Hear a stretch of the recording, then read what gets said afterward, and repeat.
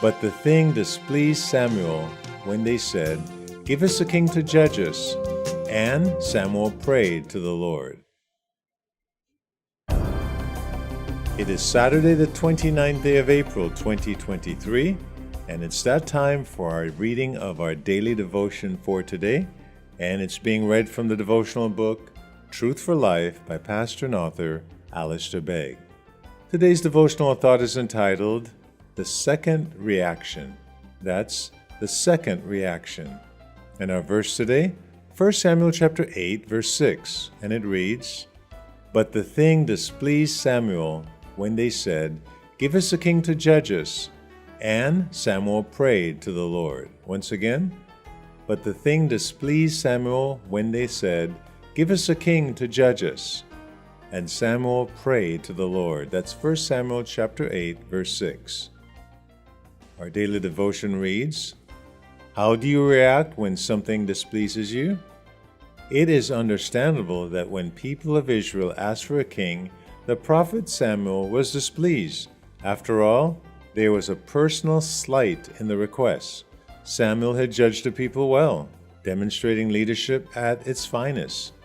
He had preached repentance, and the people had repented. He had prayed for them, and the Philistine forces had been vanquished without any weapons being lifted in defense or to attack. 1 Samuel chapter 7, verses 5 through 10. Finally, a stone of remembrance had been set up to signify God's goodness to Israel for time immemorial. Samuel had done his best, and his best had been good. But the years had passed since those victories. Samuel had grown old, and the leaders of Israel had decided it was time for a change. They were ready to push Samuel out and move on. Samuel's immediate and understandable reaction was to be unhappy and angry. But he didn't dwell there. Instead, his second reaction was to pray.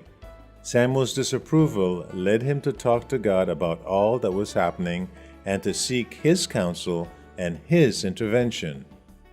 We see a similar first and second reaction in the book of Nehemiah. When Nehemiah heard the news that had come from Jerusalem concerning the destruction and chaos that was taking place there, he sat down and wept. But then, for many days he prayed to God and fasted. Nehemiah chapter 1, verses 1 through 4. His first reaction was to weep. His second reaction was to pray. The actions of Samuel and Nehemiah sets us a challenging example.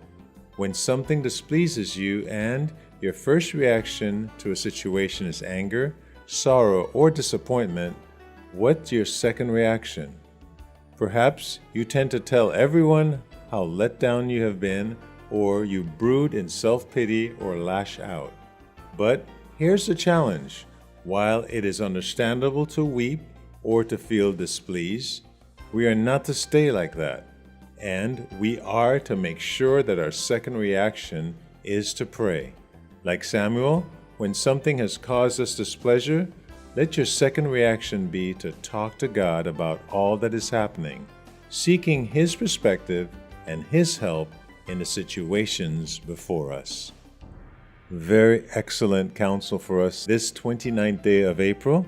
When something happens out of the ordinary, unexpected, perhaps heartbreaking, and it displeases us, let our second reaction be that of seeking God's face, not internalizing it or not lashing out in anger, but rather take it to God in prayer.